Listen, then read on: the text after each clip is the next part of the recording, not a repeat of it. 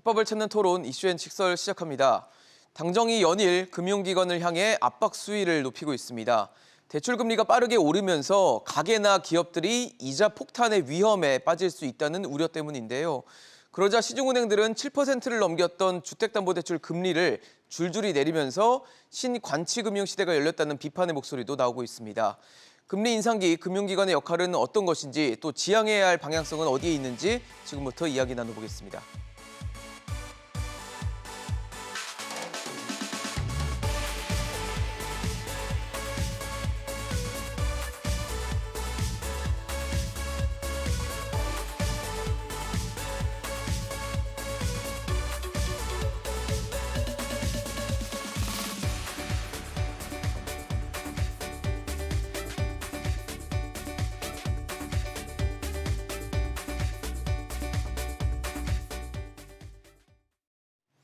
네, 오늘 함께해 주실 세 분 소개하겠습니다. 숙명여대 경제학과 신세돈 명예교수, 상명대 경제학부 서지용 교수, 이화여대 경제학과 석병훈 부교수 나오셨습니다. 어서 오십시오. 안녕하세요. 네, 저희 오늘 금융기관 또 대출금리 이런 얘기를 하려고 하는데 그보다 앞서 최저임금 얘기부터 좀 시작해 보도록 하겠습니다. 내년도 최저임금이 올해보다 5% 오른 시간당 9,620원으로 결정이 됐습니다. 일단 법정 기한 내에 이 최저임금이 처리된 건 8년 만의 일인데요. 하지만 노동계가 주장했던 시급 1,890원 그리고 경영계가 주장했던 동결과는 거리가 멀다 보니까 노사 모두 불만을 나타내고 있는 상황입니다. 근데 우리가 또 걱정할 만한 게 신 교수님 그런 게 있지 않습니까? 임금이 오르면 또 물가를 올리는 뭐 그런 이제 일종의 악순환을 걱정을 많이 하다 보니까 이번 최저임금 결정에도 아무래도 그런 관심사들이 쏠렸던 것 같은데 좀 어떻게 보셨습니까? 이게 저는 5%가 좀 과도하다. 높다. 네, 높다고 생각을 하고 우리 국민들이 지금 별로 못 느껴서 그런 것 같은데 지금 우리가 밟고 있는 지금 2022년 여름은 IMF 때보다도 사실 더 어려운 국면이거든요. 그래요? 네. 사실 우리 경제에서 IMF가 굉장히 어려운 시기로 IMF는 꼽히는데. 어려웠는데 네. 국지적으로 어려웠어요. 금융 부분만 되게 어려웠고 제조업이나 일반 경제는 그리 어렵지 않았어요. 지금은 그렇지 지금은 않다는 전방위적으로. 전방위적 공무원 빼놓고는 지금 전방적으로 지금 어렵지 어렵다. 않습니까? 이런 상황에서 이 임금이 올라가면 이것이 추후적으로 물가를 상승시킬 수 있는 여지가 많거든요. 그것을 떠나서 5%를 올려버리면 우리 경제의 중하위권에 있는 기업이나 중소상인들은 이거 거의 치명적인 저는 상황이라고 봐서 그래서 이제 추경호 부총리도 지금 아주 특단의 상황이니 좀 자제해 주라 그렇게 이제 어려운 말씀을 하셨음에도 불구하고 5%를 찬성을 했단 말이에요. 예. 공익 요원들이 주로 한 것 같아요. 뭐 양측은 찬성이 불만 때문에 나갔더라고요. 네. 그렇죠. 그래서 그러니까 공익위원이 사실상 결정이 공익위원 되는. 9명하고 이제 네. 한국노총 쪽에서 5명이 지금 들어와서 본데 찬성이 12명, 반대가 1명이에요. 이거는 지금 공익 요원들이 저는 역할을 제대로 못했다. 저는 그래서 네. 이번 그 인상률 5%에 대해서는 굉장히 이게 나중에 한국 경제를 어렵게 만드는 단초가 될 것이다. 저는 좀 걱정스러운 얘기를. 옳지 않은 판단이었다고 봐요. 서 교수님은 어떻게 보셨습니까? 예, 코로나19로 인해 가지고 저신용자들에 대한 그 가계 소득이 줄면서 상대적으로 이제 어려운 요건에서 이제 그 최저임금이 올랐다는 거는 뭐 언뜻 보면 노동계에서 반가운 소식인데요. 네네. 지금 상황이 좀 좋지 않은 것 같습니다. 그러니까 신 교수님 말씀하신 바와 같이 지금 인플레이션 기대 인플레이션율 네. 향후에 이제 물가 오를 수 있다는 전망에 대한 그런 의견들이 지금 3.9%, 한 4% 가까이 되거든요. 그러니까요. 연초에 지금 2%였었는데 최근 한 몇 개월 사이에 2배가 올랐어요. 그만큼 심리가 위축되고 그렇습니다. 있다는 얘기겠네요. 당장 다음 달에 그 인플레이션율이 6%에 도달하는 거 아니냐. 그래서 추경호 부총리도 그 대기업들이나 기업들의 그 임금 인상을 좀 자제해달라 이런 얘기를 하는 상황에서 이제 최저임금이 올랐다는 거는 뭐 어려운 분들한테는 상당히 반가운 소식이지만 국민 경제 입장에서 볼 때 인플레이션 상승 그런 압력을 높이는 요인으로 작용하지 않을까 우려되는 측면이 있습니다. 그러게요. 참 석 교수님께도 여쭤보겠습니다. 우려되는 상황이라고 보시나요? 어떠세요? 예, 저는 개인적으로 이번에 그 5% 최저임금 인상은 노동계와 그 사용자 측이 합리적으로 결정이 됐다고 생각을 하고 있습니다. 그러세요? 적정히 의견이 반영됐다라는 예, 얘기세요? 그렇습니다. 왜냐하면 제가 최근에 한양대 경제금융대학의 유혜미 교수님과 공동 연구를 해서 2018년 그 최저임금 인상의 거시경제 효과에 대해서 연구 논문을 국제학술지에 발표를 했었습니다. 네네. 그런데 그 연구 논문에 의하면 그 최저임금 인상이 한국 거시경제에 미치는 두 가지 효과가 있습니다. 네. 첫 번째 효과는 최저임금을 인상하게 되면 기업에서는 그 노동자에게 지급하는 그 최저임금이라는 그 비용과 그 노동자가 기업의 수익 창출에 기여하는 효과를 비교를 해서 그 어쩔 수 없이 그 최저임금보다 이 수익 창출의 기여도가 낮은 노동시장에서 상대적으로 뭐 기업이 보기에 입장에서 생산성이 떨어진다고 보는 한계 노동자들을 해고를 하게 됩니다. 그래서 최저임금 인상의 경우 고용을 감소시키는 효과가 있는데요. 그 대신에 그 고용이 감소되는 대신에 나머지 고용이 유지되는 노동자들은 기업의 입장에서 봤을 때 생산성이 상대적으로 높은 노동자들이 기업에 남기 때문에 남아있는 노동자들은 평균적으로 생산성이 올라가게 됩니다. 이 생산성이 높은 노동자들이 기업의 자본 설비를 효율적으로 이용하게 되니까 기업은 오히려 그 효율적으로 이용하는 노동자들을 이용해서 더 생산을 늘리기 위해서 투자를 늘리는 효과가 있다는 것을 저희가 봤습니다. 네. 그래서 이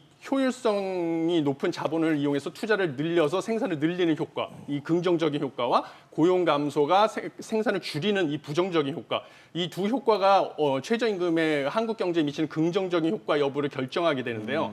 저희 논문에 의하면 실질 최저임금을 3%까지 올릴 경우가 고용 감소의 변동폭을 최소화시키는 한에서 한국을 투자에 늘리는 긍정적인 효과가 서로 상쇄가 돼서 한국의 GDP를 장기적으로는 감소시키지 않는다라는 결과를 얻었거든요. 네. 그래서 제가 개인적으로 생각하기에는 실질 최저임금 3% 인상까지는 한국 경제가 장기적으로 충격을 받지 않고 수용을 할 수 있는 폭이고요. 그리고 기재부, 그다음에 KDI, 한국은행과 같은 주요 정부기관이 내년도 소비자 물가지수 상승폭을 3%로 예상하고 있습니다. 그래서 네. 실질 최저임금 인상률 3%에 소비자 물가지수 인상폭 3%를 더해서 6%까지가 우리 경제가 감당할 수 있는 장기적인 GDP 감소 없이 감당할 수 있는 최저임금 인상의 최대치라고 생각을 해서 네. 노동자와 사용자 측이 사측이 합의하에서 동결과 6% 인상의 사이에서 협상을 통해서 결정해야 된다고 봤는데요.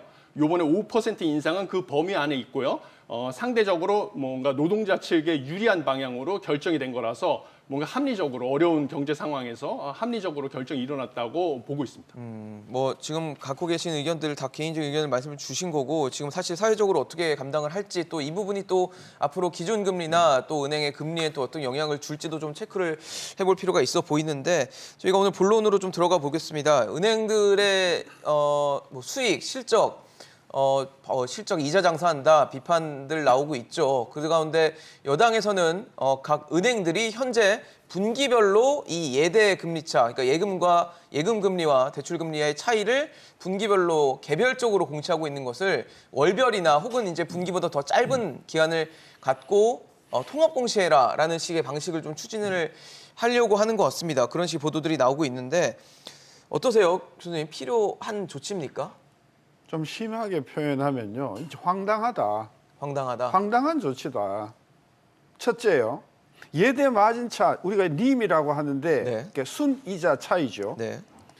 그 예대 금리 차를 이야기하면 우리 대한민국 국민 5천만 중에 몇 명이 알아들을까요?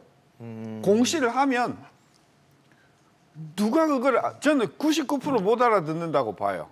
그걸 해석을 또 해야 되는 상황이라고 그러니까 하는 뭐 거죠. 이렇게 국민들께는 이해를 쉽게 하기 위해서. 아니 한 달 아니라 하루에 그거를 차이를 공표한다고 해도 그걸 이해하는 사람이 없다, 첫째. 그다음에 예대 마진차가 굉장히 올라갔다고 합시다. 예? 올라갔다고 했을 때 벌어졌다. 벌어졌을 네. 경우에 그게 어쨌다는 거냐는 거죠. 뭐 은행이 그만큼 수익을 첫째, 많이 본다. 국민이 다 몰라요. 네. 그럼 저게 얼마나 올랐는지 그게 몰라요. 엄청나게 올랐어요. 그죠? 그게 무슨 압력이 되냐는 거예요. 은행들한테는 예대 마진차를 낮추어야 될 무슨 프레셔가 가는 거냐는 거예요. 실효성이 없다는 거죠. 제가 왜 황당하다고 하냐면 예. 정말 예대금리 차를 관리하고 싶으면 금융감독원에서 일주일 단위로 또는 뭐 일 단위로 모든 시중은행의 예대금리 차를 금감원에 보고해라. 그리고 예대금리 차가 굉장히 많이 늘어나면 금감원이 뭐 시정을 요구하든지 하면 되는 거 아니에요. 그러니까 그거를 계속해서 공표를 한다고 해서 첫째, 대부분의 국민들이 알아듣지도 못하고 또 알아들었다고 하더라도 예? 그것을 줄일 수 있는 여론의 압력이 되나요? 저는 이게 실효성이 없는 것이고 결국은 어떻게 해석하냐면 금리차가 그러니까 금리가 너무 커서 국민들이 막 아우성을 하니까 금감원이 나 이런 거 하고 있어라고 하는 것을 보여주기 위한 하나의 저는 행위에 불과하다. 정리하면 네. 정말 님을 관리하고 싶으면 일 단위로 금감원이 시중은행을 님을 보고를 받아서 그거를 시정하면 되는 거 아니냐 저는 그런 생각이에요. 감독원의 감독이 필요한 것이지 이게 그걸 뭐 왜 이렇게 할 필요는 떠드냐는 없다는 거예요. 거죠. 네. 서 교수님은 어떠세요? 예, 네. 예대금리차 공시는 사실 은행연합회를 통해서 은행들이 매월 보고를 하고 있고요. 네네. 실제적으로 전달에 취급했던 그 기준금리, 그다음에 예대금리차는 어느 정도 공시를 하고 있었어요. 근데 이제 그 최근 신정부 들어서 언급했던 예대금리차 공시 내용에는 그 가상금리에 대한 그 신용 리스크 부분 이런 부분들이 어떻게 반영됐는지를 좀 공개적으로 해달라고 하는 일종의 영업원가에 대한 그 공개거든요. 은행들이 좀 반발하고 있는데 해당 주기를 이제 월별로 이제 좀 빠르게 해서 네. 소비자들이 짧게, 파악할 수 짧게. 있게 해달라 그 내용이 취지죠. 근데 사실 예대금리차라는 건 은행의 영업 경쟁력이에요. 그래서 그 영업 경쟁력이 님이 클수록 사실은 그 시장 지배력이 있는 거죠. 그래서 뭐 시장 지위가 낮은 그런 금융기관들 같은 경우는 예대금리차 확대하고 싶어도 확대 못 하거든요. 근데 그런 문제가 있고, 그다음에 최근의 상황은 시장 금리가 많이 오르면서 자금 조달 원가가 올라가고 있는 상황이기 때문에 네네.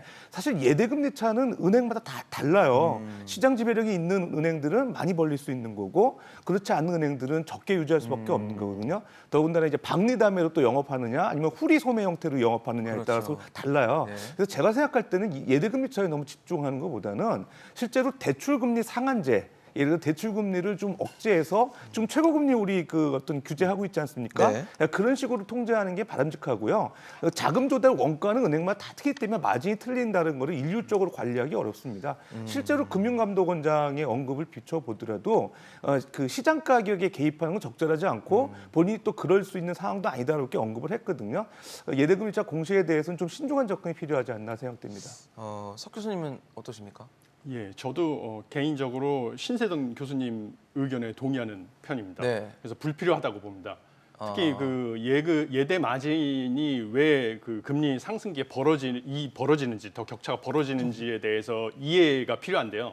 그 예대 마진이라는 것은 결국은 금융시장에서 돈을 빌리고자 하는 채무자와 돈을 빌려주는 은행 간의 정보의 비대칭성 때문에 생기는 것입니다.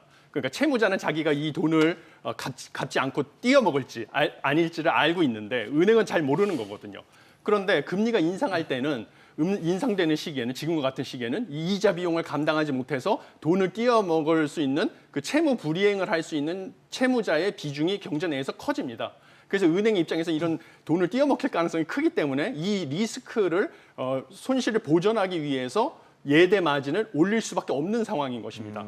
그런데 이 리스크를 금리로 치환하는 그렇죠. 거네요. 예, 그러니까 소위 말하는 디폴트 프리미엄이라고 하죠. 그래서 이거는 금리 상승기에 올라갈 수밖에 없는 것이죠. 근데 이거를 갖다가 뭐 매일 공시를 해서 은행한테 예대 마진을 네. 올리지 못하게 압박을 준다고 하면 채무자 입장에서는 이제 잠재적인 채무자 입장에서 은행들이 예대 마진을 벌리지 못하니까 나한테 일견 편리해 보일 수도 있겠지만 은행 입장에서는 이 정부의 이런 규제를 회피하기 위해서 다른 방식을 쓰는 거죠. 그래서 이 예대 마진을 올려버리기 위해서 이 신용도가 낮은 사람들에게 대출을 회피하게 되거나 고신용자 위주로만 대출을 네, 한다든지 아니면 저신용자들이 대출 이제 부도가 났을 경우에 그거를 갖다가 보전하지 못해서 은행의 수익성이 악화돼서 은행 주주들이 피해를 보거나 그래서 금융 불안의 원인이 되거나 그래서 나중에 많은 소비자들, 잠재적 채무자, 그다음 은행 주주들의 피해가 확산될 수가 있습니다. 그래서 오히려 비효율성을 양산시킬 수 있는 원인이 될 네. 수가 있습니다. 그래서 네. 이런 것을 할 게 아니고 과거에도 은행들이 여러 번 그랬지만 정당한 대출 금리보다도 더 높은 금리로 금리를 매긴 금융기관들이 많았거든요. 예를 들면 직장도 있고 담보력도 있고 해서 신용도가 되게 높아서 사실은 대출 금리가 5%여야 되는데 그런 정보를 다 숨기고 왜냐하면 개인 소비자들이 그걸 모르니까 막 5.7 이래 가지고 억울하게 높은 금리를 받은 냈던 사람들. 경우가 과거에 여러 번 있었잖아요. 그러니까 지금과 같이 금리가 빠르게 올라가는 상황에서 금감원이 해야 할 일은 뭐냐면 금융 소비자들이 어떻게 불리하게 대출 금리를 책정받지 않는가 그거를 좀 디테일하게 들어가서 그런 어떤 그 민원을 해결해주는 이런 쪽으로 가야지 이렇게 대출 금리하고 예금 금리 하면요.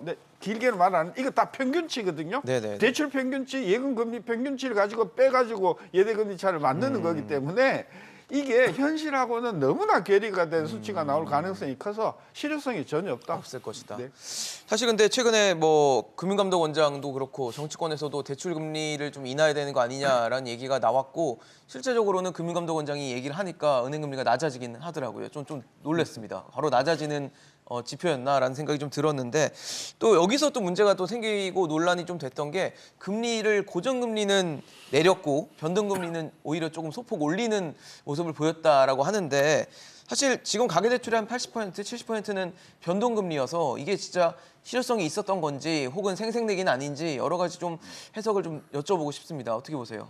예, 결론적으로 이제 고정금리는 이제 내렸고 변동금리 올렸어요. 네. 그러니까 고정금리형 그 주택담보대출 금리가 너무 높다고 이제 아우성을 하니까 이제 한때 8%까지 도달하는 거 아니냐 그러다 보니까 7%대였는데 그 6%까지 내렸고요. 그러니까요. 근데 이제 금융감독원장이 언급을 하다 보니까 바로 이제 은행들이 내리는 게 소위 말해서 눈치 보기의 심화판 아니냐 이렇게 네. 언급하는 분들이 많았죠. 근데 이제 대신 그 이자 감소분을 보존하기 위해서 변동금리 또 올렸거든요. 근데 변동금리가 사실 고정금리보다 낮아요. 왜 은행들이 앞으로 금리 상승기에 그런 그 이자 손실분을 보전받기 위해서 고정금리에 대한 그 금리를 지나치게 높게 올려놓은 거죠. 그래서 그거는 이제 아우성을 치니까 내려놨는데 실제로 우리나라 가계대출에서 변동금리 차지하는 비율이 지금 77.3%거든요. 80%에 8년 내 가장 최고 수치인데 앞으로 금리가 오른다고 봤을 때 우리 변동금리 올려놓게 되면은 이자 부담이 커지는 거죠. 그렇겠죠. 그러니까 사실은 금융감독원장이 그 대출금리 너무 높다고 낮춰달라고 하니까 상단만 낮춘 거예요. 그러니까요. 일부 시중은행들 같은 경우 지금 거의 뭐 8% 육박하던 네. 그 고정금리형 주택담보대출 최상단 부분을 네, 약간 그것만 내린 낮춰서. 거거든요. 그럼 사실 대부분의 그 차주들 같은 경우는 별로 체감적으로 느끼지 못하는 거예요.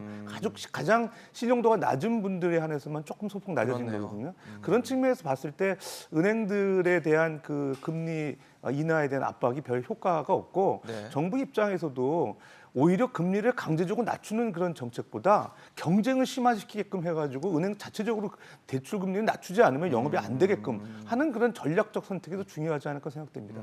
석 교수님은 어떠세요? 생색내기라고 보세요? 예. 저도 뭐 그렇죠. 일종의 생색내기고 네. 뭐 전략적인 은행의 그 궁여지책이죠. 전략적인 선택이라고 볼 수밖에 없습니다.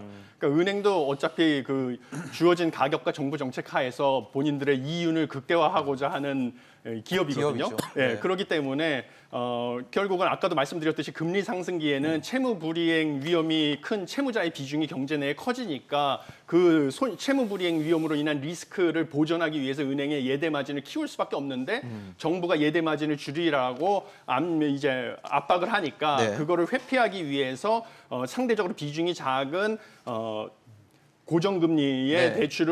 대출의 그 금리를 내리고 대신 비중이 큰 변동금리의 금리를 조금 올리면 은행 입장에서는 그래도 이윤의 손실을 줄일 수 줄이는 있겠다. 방식으로 정부의 압박에 대응을 하는 거죠. 그래서 이게 이윤 극대화를 위한 전략적인 행동이고 하지만 소비자 입장에서는 장기적으로 금리 인상이 예상이 되면 자기가 변동금리 대출을 가지고 있으면 계속 금리 인상을 예상할 수 피해를 있죠. 받아야 되는데 네. 이 기회에 그래도 이제 고정금리로 갈아타면 5년 동안은 금리가 묶여 있으니까 어떻게 보면 이제 그런 시그널을 받는 거죠. 신호를 받는 거죠. 시장이. 고정금리로 예. 바꿔라. 바꾸는. 예, 그렇죠. 대환을 해라. 근데 그게 그러니까 하나만 보면 그래요. 변동금리는 계속 올라가니까 부담이 커지고 고정은 안 올라가니까. 네. 근데요, 은행이 고정금리로 대출을 할 때는요, 앞으로 오를 것을 예상해서 생각을 하고 그렇죠. 그래 높게 더 잡잖아요. 높게 잡아요. 그러니까 제가 과거에도 여러 번 이런 경우가 있었는데 정산을 해보니까 오히려 변동금리가 나아요.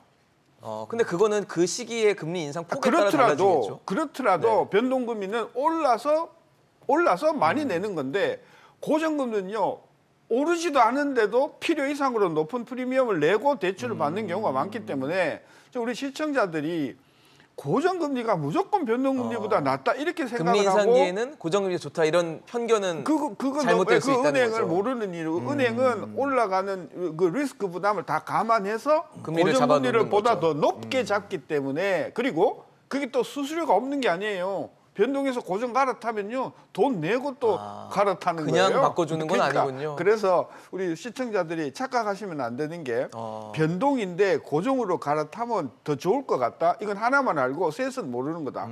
그래서 사실은 굉장히 그 고정으로 갈아탔을 때 불필요한 저는 부담을 많이 떠안을 가능성이 있다. 굉장히 중요한 지적인 것 같습니다. 뭐 사실 금리 인상기라 그래서 변동금리는 좀 불리할 거라 생각했는데 이제 차주들의 상황도 그런 것들도 좀 체크해 봐야 될 것 같고 그냥 뭐 마냥 고정금리가 좋다라는 편견은 좀 버려야겠다는 생각이 특히 드네요. 지금 인플레가 만약에 원자재 가격 상승으로 인한 네. 글로벌 인플레고 이 원자재 가격 상승으로 인한 글로벌 인플레가 한 1년 내에 가라앉는다고 하면 만약에 빠른 속도로 금리가 떨어질 가능성도 있거든요. 저는 한 3년만 놓고 보면 분명히 금리는 하락 기조로 간다고 봐요. 3년도 전 길다고 보거든요. 정점을 찍고 네, 내려올 수 근데 있다. 막 예에서 15년, 20년 대출 받는 분이 막 지금 금리가 올라가니까 아우성해가지고 고정금리로 높은 금리로 고정으로 고정해 20년을 잡아놓으면 나중에 오히려. 또 낭패예요. 그러니까 저는 우리 국민들이 변동금리에서 차라리 변동금리 올라가는 대로 몸을 맡기는 게 고정으로 가는 것보다 훨씬 더 나을 수 있다. 저는 그렇게 봅니다. 알겠습니다. 참 지금 뭐 금리 걱정이 많은데 최근에 대출 금리만 오르는 건 아니고 예금 금리도 올라가고 있어요. 그래서 뭐 이제 안전한 예금으로 좀 쏠리는 경향들도 있었는데 뭐 그런 얘기도 하더라고요. 예금 금리 오르면 이게 결과적으로는 이제 조달 금리가 올라가면서 대출 금리가 올라가는 쪽으로 결국은 도는 거 아니냐. 그래서 그런 뭐 지적도 있는데 이거는 맞는 얘기인가요? 네, 그렇습니다. 최근에 이제 자본시장이나 암호화폐 시장이 부진하면서 이제 은행 예금 시장으로 네. 그 시중 자금들이 많이 몰리는 이제 안전하죠. 머니부비 현상이 심화되고 있죠. 그런 현상 때문에 예적금 금리가 오르고 있어요. 예적금 금리가 오르고 있다 보니까 사실 은행 입장에서는 자금 조달 원가가 올라가는 거예요. 그런 측면에서 문제가 있고 특히 은행에서 저원가성 예금이라고 하는 보통 예금 네. 0.1% 연 0.1%이기 때문에 거의 뭐 자금 조달 없는 원가가 거죠. 없다고 네. 보거든요. 그 비중이 높은 은행도 있는데 최근에 보면 그 비중이 낮아지고 있어요. 특히 수시 입출금 그 예금이 줄어들죠. 대표적인 게 이제 MMDA인데 그 모대 그 시중은행들 전월 대비 이제 비중을 그 어떤 현황을 보게 되면 MMDA가 5조 원 정도나 이제 줄었어요. 줄어들었어요. 예, 그리고 오히려 정기 적금 쪽으로 한 8천억 이상 늘어나는 그런 현상이 보여지거든요. 그러니까 은행의 어떤 예금을 단순하게 그 자금 보관용 그 결제 용도로만 사용하는 게 아니라 이제는 재테크 수단으로 이제 예금 금리를 바라보면서 이자율이 높은 정기 예금이나 정기 적금 쪽으로 몰린다는 네. 거는 은행 입장에서는 저원가성 예금의 비중이 줄고 자금 조달 원가가 올라가니까 결론적으로 일정한 그 예대 마진을 확보하기 위해서는 중장기적으로 대출 금리 올릴 수밖에 없는 거죠. 그런 측면에서 일시적으로는 지금 정부의 압박에 의해서 대출 금리가 인하됐다 하더라도 네네. 중장기적으로는 그 대출 금리가 오를 가능성이 높다고 봅니다. 결국은 대출금리도 또 오르는 그런 단초가 될 수도 있다라는 얘기를 해주셨는데 저희가 최근에 그 코로나 때문에 소상공인들이 대출을 많이 받았죠. 이 어려운 시기를 그걸로도 버티신 분들이 굉장히 많은데 최근에 금융위원회가 이제 상환 연장을 20년까지 해주고 또 부실 차주 같은 경우는 원금의 뭐 60에서 90%까지 최대 90%까지의 원금을 탕감해주는 방안을 추진한다고 해서 얘기가 또 되고 있습니다. 석 교수님 어떠세요? 사실 굉장히 코로나 시기를 어렵게 지나오면서 대출도 많이 받고 어떻게든 생존을 위해서 이렇게 애쓰신 분들이 많은데 금융 지원을 이렇게 이 정도 수준까지 하는 것에 대해서는 어떻게 좀 보십니까? 예, 저는 기본적으로 금융 지원은 필요하다는 생각입니다. 네. 그렇지만 원금 탕감까지는 이 도덕적 해이 문제로 필요하지는 않다고 그래요? 보는 생각입니다. 근데 금융 지원이 일단 필요한 이유는요. 예. 이 소상공인 분들의 경우는 코로나19 사태 때 정부 방역 정책에 그 협조한 대가로 그렇죠. 그 매출에 큰 타격을 받으셨습니다. 그렇지만 최근에 방역 단계 완화로 이제 매출 증가 및 대출 상환을 예상하셨는데 네. 또다시 그 인플레이션 우려 때문에 금리 인상으로 이 대출이 부실화, 이자 비용을 감당하기 어려우셔서 대출 부실화 위험에 빠지신 분들입니다. 그런데 이 소상공인 분들이 받으신 대출이 상당히 이제 규모가 큽니다. 그렇죠. 그래서 2021년 말 현재 이제 한국 국내 총생산의 약 44% 규모였거든요. 근데 그럴 뿐만 아니라 또 증가 속도도 빨라가지고 2022년 1분기 현재 2021년 GDP 대비 46%까지 빠른 속도로 이제 늘었어요. 그래서 이게 대출이 부실화될 경우에는 이 부실화된 대출이 금융기관 부실화로 연결이 돼서 한국 경제에 큰 타격을 줄 가능성이 있기 때문에 금융 지원은 반드시 필요합니다. 네. 그렇지만 이걸 원금까지 탕감해 줄 경우에는 또 어려운 상황에 성실히 이제 이자도 납부하고 갚으신 갚으셨던 소상공인 분들이. 분들한테 이 나쁜 선례가 되거든요. 이럴 바에는 내가 왜 갚았나 그동안 그 버티면 나중에 알아서 탕감 받는 게 아닌가 이런 시그널을 주기 때문에 앞으로 나중에 대책을 위해서도 이런 원금 탕감까지는 불필요하다 이런 생각이 어떠세요? 예. 원금 탕감? 저 30년 전에 예. 우리나라 경제에서 농업 부분이 굉장히 그 비중이 컸을 때 90년 정도. 네, 90년 네. 그 1990 김영삼 년? 정부 네, 초반에. 초반에 이슈가 뭐였냐? 예. 농가 부채 탕감이었어요. 농가의 부채를 탕감해주자. 탕감해주는. 예, 그러니까 이게 농가들이 농업을 하면서 빚을 엄청나게 정부가 줬는데 네. 뭐 갚을 방법이 없잖아요. 그래가지고 어마어마한 제 기억에는 그 당시 김영삼 정부 때 한 60조 정도 돈을 투입해갖고 탕감해 준다고 뭐 그런 적이 있었거든요. 해줬나요, 실제로? 예, 했죠. 예. 그랬는데 그러니까 지금 30년 지금은 뒤에는 이제 이제 코로나 소상공인이에요. 소상공인. 네. 아니 도대체 언제까지 우리가 이럴 거냐? 이 진짜 이 국가적인 문제라고 봅니다. 뭐냐 하면 정부 정책이 자꾸 잘 나가는 부분, 소위 대기업 재벌 중심으로만 지원이 되다 보니까 이런 낙후자가 계속 생기는 거예요. 30년 전에는 농업이었고요. 지금은 소상공인이었고요. 또 한 20년 지나면은 아마 특고 왜 플랫폼 특수고용직. 종사자 뭐 그럴지도 모르겠어요. 네. 저는 그래서 경제 정책의 그 기본 틀을 잘 나가는 기업들은 어째도 잘 나가니까 그거에 방점을 두기보다는 소상공인이 어떻게 하면 빚을 안 지고도 잘 생존할 수 있겠는가 하는 그런 정책에 저는 좀 해줘야지. 지금 이거 아까 지금 저 무실타지 원금을 한다 그러니까 30년 전에 그 노체 부채 탕감 이야기가 금방 생각나. 저는 아까 우리 석 교수님 말씀 맞다나 좀 불필요하다. 저는.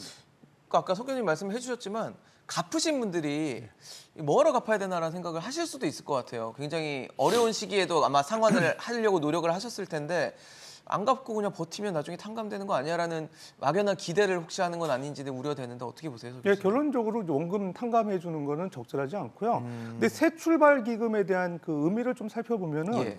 요게 지금 그 최근에 그 정부 추경 사업 중에서 민생 지원 프로그램이에요. 그러니까 30조 원 정도로 이렇게 지원 확보해서 실질적으로 이제 어려운 소상공인들 지원해주는 프로그램인데요. 뭐 내용은 좋죠. 예를 들어서 지금 내용 간단하게 보게 되면 상환 일정을 최대 20년까지 연장해주고 거치 기간도 이제 3년까지 유지하면서 좀 예. 그 시간을 많이 벌어줄 수 있도록 그 동안에 막연하게 이제 대출 만기 연장, 이자 유예만 하다 보니까 이게 사실은 언발에 오줌 놓기 같다는 비판들이 많았거든요. 그런 걸 좀 체계적인 어떤 제도로 만든 게 새 출발 기금이라는 측면에서 보면 네. 재원도 30조 원 확보됐고 상당히 좋은 프로그램이에요. 근데 이제 좀 아쉬운 부분이 저 두 번째 금리 감면 내용 보면 네. 중신용자 대출 금리 수준으로 조정하겠다. 사실은 저게 위험 프리미엄이 있는 그런 대출임에도 불구하고 네, 은행들이 금리를 저런 낮춰주겠다. 그 대출 그 중금리 대출 수준으로 금리를 조정하게 되면 거기에 대한 또 여러 가지 재원들이 소요되죠. 대손 충당금이나 여러 가지 문제도 발생되고요. 그렇죠. 그다음에 더 문제가 되는 게 사실 원금 감면 60에서 90% 시행하는 저 내용이거든요. 네. 지금 그 석 교수님 말씀하신 대로 가장 문제된 도덕적 해이죠. 그동안에 이제 갚아온 분들이 이제 그 앞으로도 어차피 대출 잘 안 갚다 하더라도 대출 탕감해 주는 거 아니냐 이런 그러니까요. 기대감을 갖게 되면서 그런 그 연체가 늘어날 가능성이 있는 거거든요. 정부가 저걸 미리 시그널을 주면서 제도화 시켜 놓게 되면 반드시 도덕적 해이가 생기거든요. 그렇죠. 저거를 이제 불가피한 상황에 한해서 뭐 채무 워크아웃을 해준다든가 이런 조치는 모르겠지만 그 제도를 만들 때 공공연하게 이런 그 언급을 한다는 건 적절치 않아 보이고요. 네, 네. 그렇게 되면은 사실은 이제 돈 갚을 분 하나도 없는 거죠. 그러니까요. 그래서 결론적으로는 새 출발김이 좋은 취지로 제도적인 취지로 출발했음에도 불구하고 조금 아쉬운 부분이 있다 이렇게 평가됩니다. 네. 그리고 최근에 또 정치권에서 얘기가 되는 세금 관련해서도 얘기를 해볼게요. 횡재세라는 게 또 얘기가 되고 있어요. 저는 이게 무슨 말인가 했습니다. 횡재세. 근데 유류세 요즘에 기름값 너무 비싸니까 이거를 정유업체들이 너무 많은 수익을 보고 있다. 그래서 뭐 이자 파티한다 이쪽도 마찬가지로 이제 수익을 갖고 초과 수익을 보고 있다라고 하니까 이 초과 수익 본 것의 일정 부분을 세금으로 돌려받겠다라는 게 횡재세의 뭐 핵심 내용이라고 보여지는데 이건 어떠세요, 석 교수님? 참 저는 횡재세는 사실 처음 들어봤어요. 네. 예, 저도 이거 실효성이 없다고 생각이 됩니다. 일단은 횡재세부터 먼저 말씀을 드리면요. 이제 조세 형평성에 문제가 있고요. 그리고 이 경기 변동의 특정 시점에 초과 수익을 얻은 기업에 횡재세를 부과한다는 것은 반대로 그 기업이 미래 어떤 시점에 초과 손실을 얻게 되면 정부가 똑같은 논리로 보상해 줄 보조금을 것이다. 지원한다는 신호를 주게 되는 거거든요. 그럼 이 정책은 기업들이 초과 수익 창출을 위해서 혁신의 노력을 한다든지 반대로 초과 손실 감소를 위해 구조조정의 노력을 할 유인을 모두 줄여버리게 되는 것이죠. 그래서 시장 원리 작동에 방해를 주는 것이고요. 예. 그다음에 현 정부가 시장 원리 복원을 기치로 내세워서 정책 방향을 내세우고 있는데 거기에도 정면으로 배치되는 정책이라고 판단됩니다. 그래서 이 횡재세는 제가 보기에는 효과가 없다. 없을 것이다. 뭐 이런 실효성이 신부님 없다는. 어떠세요, 횡재세? 같은 같은 생각이세요? 이게 영어로 네. 이게 windfall profit tax거든요. 네. 그러니까 바람이 가져다 준 흐름? 예. 갑자기 예측하지 못하게 어떤 이익이 생겼다. 네. 그거는 내놔라. 그런 이런 식의 이야기거든요. 얘기네요. 네. 아까 말씀하신 대로 그러면 갑자기 손실을 봤을 때는 그 국가가 책임질 건가? 그러니까요. 그 말도 안 되는 이야기고 지금 이 이야기가 우리나라 정치권에서도 나왔지만은 미국의 바이든 정부에서 정유세 회사들이 너무 지금 이익을 많이 보니까 지금 그 이야기가 지금 나오고 있는데 미국에서도요? 네, 미국에서 이게 먼저 나왔어요, 미국에서. 근데 지금 아시다시피 미국의 의회가 상원은 하원 공화당 민주당이 50대 50이잖아요. 네네. 그러고 11월 달에 또 이제 중간 선거가 선거가 있잖아요. 있죠. 그러니까 네. 지금 이게 국회에서는 지금 공화당의 강력한 반발 때문에 지금 뭐 유야무야하고 있는데 우리나라 정치권에서도 뭐 이런 이야기가 나오고 있는데 뭐 기름값 많이 올라서 저도 아프고 하지만 네네. 이렇게 접근할 것은 저는 아니라고 접근 봐요. 방식 자체가 네, 잘못됐다. 틀렸습니다. 근데 그런 생각이 좀 드는 게 그러면 초과이익을 업체가 만약에 이게 실현화된다면 초과이익을 줄이려고 하진 않을까라는 생각이 들면서 그래서 만약에 공급을 줄일 경우에는 또다시 수요에 영향을 줘서 가격을 높이는 이상한 악순환이 되지는 않을까라는 걱정은 되는데 이거는 어떻게 보세요, 교수님? 무리인가요? 그렇죠. 예를 들어서 지나치게 그 횡재세를 통해 가지고 수익을 환수한다 그러면은 정유사들이 특단의 대책을 또 그렇겠죠. 노력하겠죠. 적정한 수익을 보려고 하겠죠. 예. 근데 제가 볼 때 지금 횡재세 얘기하셨는데 네.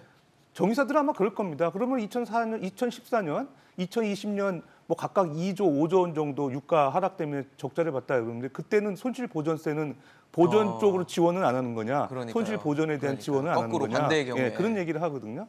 그러니까 횡재세의 논리가 좀 적절하지 않은 것 같은데 제가 볼 때는 일단 기름값은 높습니다. 맞아요. 소비자들 입장에서는 비싸요. 지금 뭐 경유 휘발유 2,100원 이상씩 내고 주유를 하기 때문에 불만은 많거든요. 네. 거기다가 또 언론에서 언급하는 게 배럴당 그 정유사들의 정제 마진이라고 하죠. 네. 원유 도입해가지고 그 석유 제품 만들어서 파는 마진이 배럴당 30불씩 된다고 그래요. 그게 연초에 한 20불대였는데 30불까지 올랐거든요. 네. 그럼 당연히 정유회사들이 이익 많이 보기 때문에 뭔가 좀 사회적으로 그 기여하는 측면에서 좀 적극적으로 대응해야 되지 않느냐 이런 의견도 많은 것 같긴 해요. 근데 제가 생각할 때는 정부가 일단은 세금에 좀 손을 대야 될 것 같아요. 일단 뭐 유류세 지금 30%까지 인하하는 거 네, 적정으로 네. 낮춰놨죠. 최대 낮춰놓지 않았습니까? 네. 근데 이제 한계가 있는 거고 유류세 30% 인하 더 이상 안 되는 거고 그 내부에 보게 되면 이제 교통세부터 환경세, 뭐 심지어 뭐 교육세, 다 들어가 부가가치세 이런 세금들이 들어 있는데 대체적으로 한 절반 정도가 세금이거든요. 근데 국회 논의를 거쳐서 그 교통세에 대한 그 줄이는 방안에 대해서 또 본회의 통과해야 되는 그런 까다로운 문제가 있기 때문에 잘 건드리지는 않는데 네. 이번 기회에 항구적으로 기름값을 좀 낮추게 하기 위해서는 그런 그 석유 제품에 부과되어 있는 세금 항목별로 그런 세율을 좀 낮추는 그런 작업이 필요하지 이게 언제까지 이제 유류세 한시 인하를 통해 가지고 기름값 절대 못 잡을 것 같고요. 그래서 이번 기회에 어쨌든 정유사들만 그 속된 말로 이제 압력을 넣어가지고 기름값 낮추라고 할 게 아니라 정부 스스로도 세금에 대한 조정이 좀 필요하지 않나 생각됩니다. 그럼 교수님, 그 지금 사실 7월 1일부터는 유류세 인하폭 37%까지 최대 한도까지 올리는 상황으로 가는데 그걸로도 너무 지금 최근에 기름값 비싸니까 부족하다라는 지적이 있으니까 뭐 50%까지 법을 또 바꾸는 뭐 그런 얘기도 정치권에서 나오는 것 같아요. 이건 어떻게 좀 보세요? 글쎄요, 필요하다면 뭐 50% 아니야 60%, 70%도 해야 될 것 같고요. 네. 근데 제가 생각할 때는 진짜 유가 환급금이나 유가 보조금 정책을 좀 시행하는 게 어떻겠나 생각도 있는데요. 유가 보조금이라는 건 지나치게 많이 오르는 그런 유류세에 대해서 뭐 운송업자에 대해서 그 세금 올라간 부분에 대해서 네. 보조해주는 정책이죠. 실제로 유가 환급금 같은 경우는 이제 저신용자들, 네. 그다음에 어려운 분들을 위해서 기름값 이런 그 생활비 보존차 측면에서 연 일정 금액 지원해주는 프로그램이고 이런 것들이 사실 유가 환급금이나 유가 보조금이 그 이명박 정부 때 나름대로 효과가 있었어요. 그래서 인플레이션 압력이 많이 완화된 효과가 있거든요. 네. 뭐 한동안 그런 언급도 있었었는데 재원이 자꾸 소비되다 보니까 일단 정유사들에 대한 그 가격 인하 압박으로 대응하고 있고 사실은 유류세 인하도 좀 일정 보면 약간 생색내기식으로 차츰차츰 내리는 경향들이 있거든요. 좀 기름값은 특단의 정치가 필요하고 아까 은행의 예대 마진 같은 경우도 예대금자 공시하라고 그러잖아요. 그럼 정유사들 같은 경우도 얼마나 마진 버는지 사실 공시해야 되는 거 아닙니까? 같은 그리고 형평성 통신비나 차원에서. 뭐 유가에 대해서는 공시하는 얘기도 하나도 없으면서 은행한테만 예대금자 공시하라는 논리도 사실 안 맞거든요. 그런 측면에서 정부가 좀 일관성 있는 산업 정책을 피는 거 중요하지 않나 생각합니다. 그러니까 그런 관점에서 보면 국밥 가격도 5,000원에서 7,000원, 9,000원에서 10,000원 올랐잖아요. 네. 아까 그 예대 마진 그 공시하라는 논리로 가면 휘발유값뿐만이 아니고 국밥값도 그 가격의 그 원가 상승 요인을 다 해야 되잖아요. 못 해요. 이게 실효성이 없습니다. 저는 그래서 이 정책을 좀 심플하게 하자는 거예요. 뭐냐? 부가가치세는 대한민국 국민이 움직이면 다 내는 거잖아요. 근데 이거를 10%에서 8% 그리고 단계적으로 내년에도 낮춰보자. 인플로가 되면 6%한 2년 정도만 부가가치세를 독일같이 해주면 저는 몰라도 물가 상승률을 1%포인트는 1년에 낮출 수 있다고 보거든요. 따라서 6% 올라갈 걸 5%, 5% 올라갈 걸 4% 이렇게만 낮춰도 기준금리를 올려야 될 압력이 상당히 줄어드는 거 아니겠어요? 저는 그래서 이렇게 어렵게 마이크로하게 접근하지 말고 네네. 매크로하게 그 부가가치세를 한 2년에 걸쳐서 2%포인트씩 낮춰주자. 그러면 우리 국민들이 굉장히 이 가격 인하 부담을 좀 부담을 줄일 수 있는. 피부로 느낄 거다. 저는 그렇게 생각합니다. 사실 저희 방송에서 몇 번을 지금 몇 제가 번인데. 제 기억에는 3번 정도를 지금 신문에는 한 5번 이야기. 그러셨어요. 부가세 인하 얘기를 하셨는데 뭐 한번 체크를 해보고 좀 검토해볼 만한 뭐 아이디어는 아닌가라는 생각이 좀 듭니다. 지금 말씀해주신 것처럼 부가세 인하라는 뭐 어떻게 보면 특단의 결정까지 거론이 되고 아이디어를 주시는 건 그만큼 물가 상황이 굉장히 높기 때문이고 앞서 서두에도 말씀드렸던 것처럼 기대 인플레이션이 10년 2개월 만에 최고치를 기록하면서 인플레이션 상황이 정말 심각하다라는 인상을 국민들도 갖고 있다라고 볼 수밖에 없는 상황인데 그러다 보니까 석 교수님 지금 7월 금융통합위원회 한국은행 금융통합위원회에서는 기준금리 인상을 넘어서 빅스텝 0.5%포인트 인상을 해야 되는 게 아니냐라는 얘기까지 나오는데 사실 금리 올리는 것에 대한 부담이 워낙 크기 때문에 이게 참 쉬운 결정은 아닐 것 같거든요. 어떻게 보십니까? 예, 저는 개인적으로 빅스텝을 해야 된다고 생각합니다. 해야 된다 보세요. 예, 소비가 위축될 가능성이 물론 크죠. 네. 빅스텝을 하게 되면 그렇죠. 소비가 위축되고 소비뿐만 아니라 투자도 위축이 돼서 경기가 침체될 수도 있으나 이는 인플레이션 억제를 위해서 감수할 수밖에 없는 상황이라고 봅니다. 왜냐하면 현재 이제 그 경기 침체가 두렵고 소비 위축이 두려워서 금리 인상을 주저하게 되면 기대 인플레이션이 더 높아질 가능성이 큽니다. 그래서 기대 인플레이션이 더 높아지게 되면 소비자들 입장에서는 앞으로 물가가 더 크게 상승할 거라고 생각을 해서 현재 미리 물건 가격 오르기 전에 하나라도 먼저 사서 쟁여놓자 이런 심리 때문에 현재 소비가 더 폭발적으로 늘어나게 돼서 이게 또 추가적인 물가로 상승을 시키고요. 그다음에 생산자들 입장에서도 가격을 갖다가 미리 올려버리자. 올릴 기회에 앞으로 물가가 빠르게 상승할 거니까 뭐 10%만 올리려고 하다가 20%를 일단 올려버리자. 이래가지고 더 추가적으로 인플레이션율이 올라가거든요. 그렇기 때문에 이런 기대 인플레이션을 꺾기 위해서는 한국은행에서 빅스텝을 하고요. 그다음에 한국은행의 주요 정책 결정자들도 나와서 인터뷰나 이런데 무슨 수단을 동원해서라도 우리가 인플레이션을 잡는데 통화 정책의 최우선 순위를 두겠다라는 강력한 의지를 표명함으로써 경제 주체들이 물가가 잡히겠구나 이런 생각을 해서 기대 인플레이션을 억제하는 게 중요하기 때문에 빅스텝을 해서 단기적으로는 소비와 투자가 위축되고 경기가 침체되는 그런 비용을 치르더라도 일단은 인플레이션을 잡는 게 나중에 스태그플레이션 같은 더 큰 위기를 겪는 것보다는 필요하다고 생각을 합니다. 나중에 더 큰 비용을 안 지불하는 그러면 더 것보다는 큰 지금 비용을 이게 더 낫다. 치를 가능성이 크다고 봅니다. 서 교수님은 어떠세요? 빅스텝. 한국은행의 빅스텝입니다. 예, 일단 뭐 0.25%포인트 베이비 스텝 갖고는 안 될 것 같고요. 지금 한 달 동안에 그 기대 인플레이션 상승률이 0.6%잖아요. 예, 근데 한 달 만에. 0.25%포인트 올려가지고 이게 가능할지 실제 빅스텝 올려가지고도 뭐 지금 인플레이션 상승률에 못 따라가는 수준이라고 봤을 때는 어쨌든 빅스텝을 올리는 게 적절해 보이고요. 네. 특히 이제 기대 인플레이션에 대한 그 지금 4% 육박한 건 상당히 심각한 상황이거든요. 어떻게 보면 앞으로 전망이 더 높아질 거라는 시그널 그렇죠. 측면에서 상당히 그 안 좋은 시그널입니다.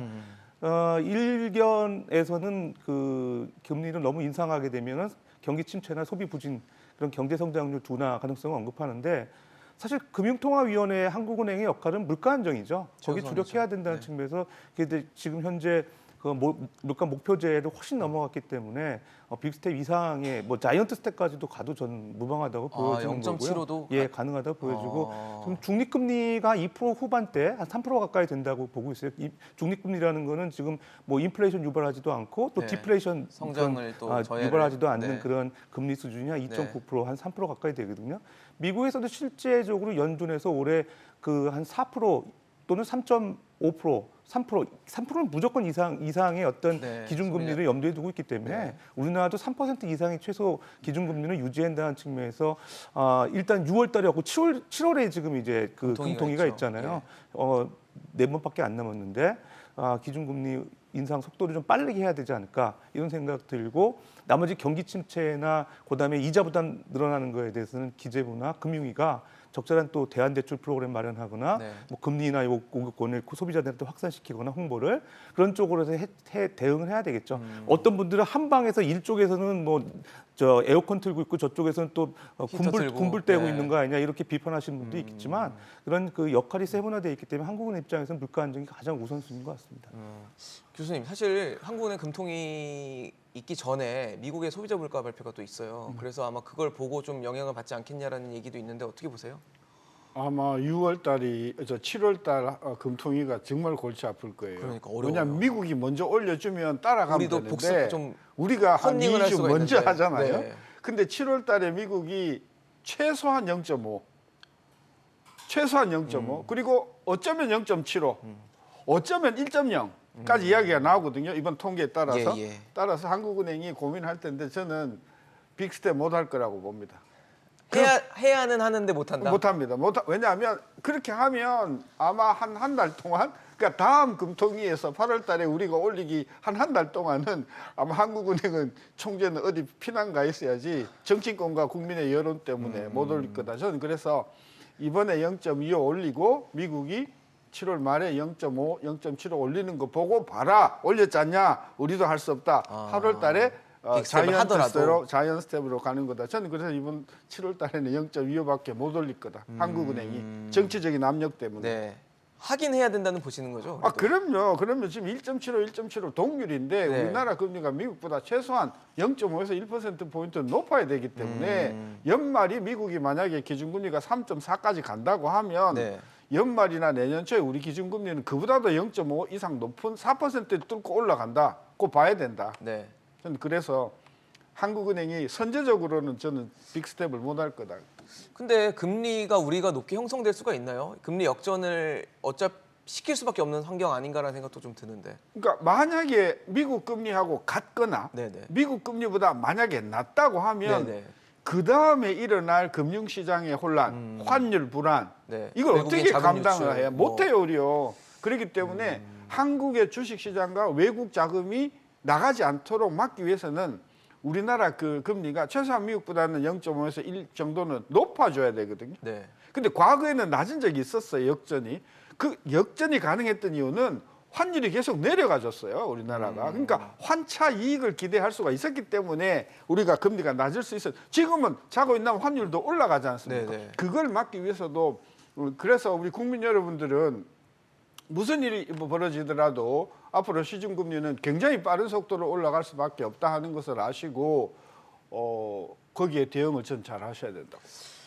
미국이 사실 연말에 3.4% 정도의 기준금리를 보일 것이다라는 점도표상으로는 뭐 그런 상황인데 우리가 더 높아야 되면은 꽤 높아야 되거든요. 그럼 우리가 4번의 금통위 동안 뭐 0.5 정도씩은 올려야 되지 않나라는 생각이 들 정도인데 석 교수님은 어떠세요? 우리가 그렇게 할 수는 있다 보세요, 근데? 글쎄요, 저는 개인적으로 미국하고 지금 현재 상황에서는 미국의 그 기준금리 상단하고 우리나라 기준금리하고 지금 붙은 상황이거든요. 네네. 근데 이제 환율은 1,300원에 근접했다가 그러니까요. 하는 상황이고. 들락날락하고 있어요. 근데 현재 이제 과거보다는 우리나라가 그 경제 펀더멘털이 튼튼한 상황이고 네. 그래서 미국보다 우리나라가 이 기준금리가 높아야 될 필요까지는 없다고 봅니다. 그래서 이제 기준금리보다 미국 기준금리보다 우리나라가 낮아도 급격한 자본 유출이 있을 거라고는 외국인 투자 자본 유출이 있을 거라고까지 생각하지는 않는데요. 그렇다고 이제 미국보다 우리나라 기준금리가 많이 낮게 될 경우에는 우려되는 게 환율 때문에 환율이 만약에 우리 원화 가치가 떨어지게 되면 네. 수입품의 국내 가격이 올라가서 그게 그렇죠. 또 다른 인플레이션 요인이 되거든요. 네네. 그래서 그거에 유의해서 그냥 미국이 자이언트 스텝을 하면 빅 스텝을 함으로써 하면서 금리 미국과 우리나라의 기준금리 차가 지나치게 벌어지지 않는 것만 유의하면 된다고 생각합니다. 알겠습니다. 오늘 말씀 여기까지 듣도록 하겠습니다. 오늘 신세도 명예교수, 서지영 교수, 석병훈 교수와 함께했습니다. 이슈앤직설 오늘 준비한 소식은 여기까지입니다. 지금까지 함께해 주신 여러분 고맙습니다. 감사합니다.